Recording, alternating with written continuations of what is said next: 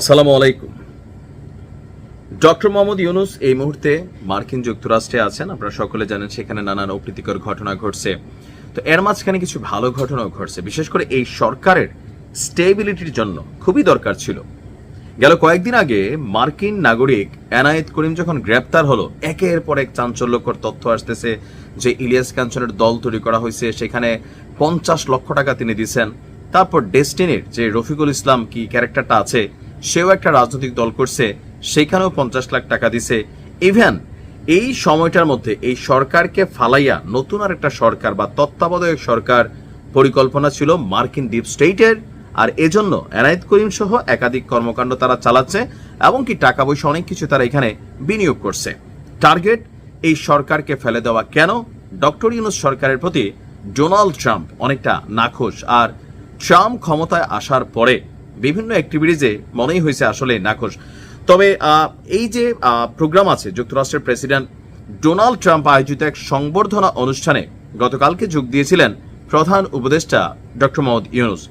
এই সময় প্রেসিডেন্ট ট্রাম্পের সাথে তার সৌজন্য সাক্ষাৎ হয়। সেই সাক্ষাতে তিনি সুবিধাজনক সময়ে ডোনাল্ড ট্রাম্পকে বাংলাদেশ সফরের আমন্ত্রণ জানান। আর অনুষ্ঠানে প্রেসিডেন্ট ট্রাম্পের সঙ্গে শুভেচ্ছা বিনিময় করেন। এর পাশাপাশি বিশ্বের বিভিন্ন শীর্ষ নেতার সাথেও তিনি মত বিনিময় করেন। তাদের মধ্যে ছিলেন স্পেনের রাজা, জাপানের প্রধানমন্ত্রী, জাতিসংঘের মহাসচিব, পাশাপাশি ভুটানের প্রধানমন্ত্রীও।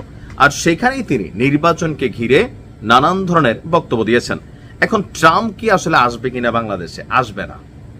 আমি জানি না যে সর্বশেষ আমেরিকার কোন প্রেসিডেন্ট ক্ষমতায় থাকাকালীন যে বাংলাদেশে আসছে, কারণ আমেরিকার প্রেসিডেন্ট বাংলাদেশে আসা মানে হুলস্থুল কাণ্ড। আমার আসলে খেয়াল নাই যে সর্বশেষ কবে আমেরিকার কোনো রানিং প্রেসিডেন্ট বাংলাদেশ ভ্রমণ করছেন। আর ট্রাম্পের সাথে ডক্টর ইউনূসের যে সম্পর্ক, এই সম্পর্কে ডোনাল্ড ট্রাম্প আসবেন না। তাহলে দাওয়াত যে দিলেন, ইটস এ প্যারাড অফ কূটনীতি। এটা দেখা হইলে একটা দাওয়াত দেয় না? আমরাও তো বলি আচ্ছা বাসায় যাইছে, হ্যাঁ তোর বাবি রান্না করবো, অথবা আম্মা বলছে আপনারা বাসায় যেতেন, বা আপা বলছে বাসায় যেতেন। আমরা কিন্তু সৌহার্দ্যপূর্ণ সৌজন্যমূলক একটা ডায়লগ হিসেবে এটাকে ইউজ করি। তো এই মুহূর্তে তার যে সার্বিক মতিগতি, এই মুহূর্তে সরকারের উপর অনেকটা নাখোশ, সেটা বোঝা যায়। কেন? আপনি দেখেন লন্ডনের মেয়র হয়েছেন মেয়র সাদিক, মুসলিম।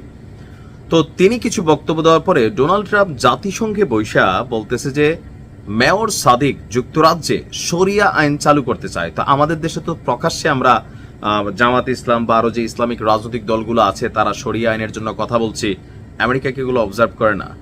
আমেরিকা মনে করে ডক্টর মোহাম্মদ ইউনূসের সরকার আসার পরে এখানে ইসলামপন্থী, এদের তো আবার ইসলাম ফোবিয়া আছে, বুঝতেই পারেন যে গাজা ইস্যুতে সারা পৃথিবী একদিকে হাঁটতেছে, সারা পৃথিবী ধরতে গেলে, কিন্তু ট্রাম্প বা আমেরিকার অবস্থান ভিন্ন।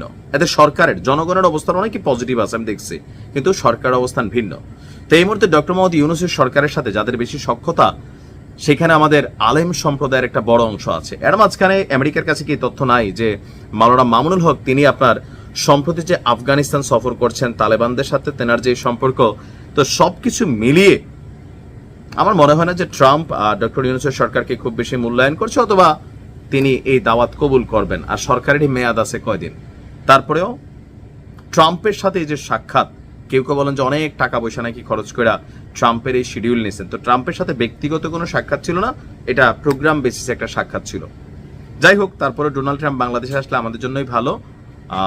অন্তত রাস্তাঘাটগুলো অনেক পরিবর্তন হয়ে যাবে আসার আগে। ভালো থাকুন, আসসালামু আলাইকুম।